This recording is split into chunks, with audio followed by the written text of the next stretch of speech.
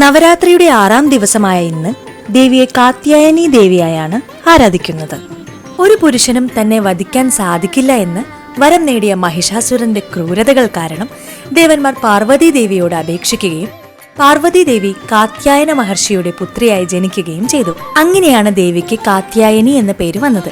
കാർത്തിക നാളിൽ ജനിച്ചതുകൊണ്ട് കാർത്യായനി എന്ന പേരുമുണ്ട്. കാത്യായനെ കണ്ടു മോഹിച്ച മഹിഷാസുരൻ തന്നെ വിവാഹം ചെയ്യണമെന്ന് ആവശ്യപ്പെട്ടു. എന്നാൽ കാത്യായനി പറഞ്ഞു താനുമായി യുദ്ധം ചെയ്ത് ജയിച്ചാൽ വിവാഹം കഴിക്കാം. പുരുഷന്മാർക്ക് പോലും തോൽപ്പിക്കാൻ കഴിയാത്ത തന്നെ വെറും സ്ത്രീയായ നീ എങ്ങനെ തോൽപ്പിക്കുമെന്ന് പറഞ്ഞ് മഹിഷാസുരൻ യുദ്ധം തുടങ്ങി. അങ്ങനെയാണ് ദേവി മഹിഷാസുരനെ വധിക്കുന്നത്.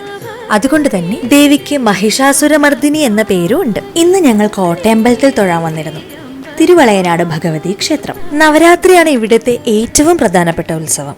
ഈ 9 ദിവസവും ഒരുപാട് കലാപരിപാടികളും ഉണ്ട്. അപ്പൊ കൂടുതൽ നവരാത്രി വിശേഷങ്ങളുമായിട്ട് അടുത്ത വീഡിയോയിൽ കാണാം.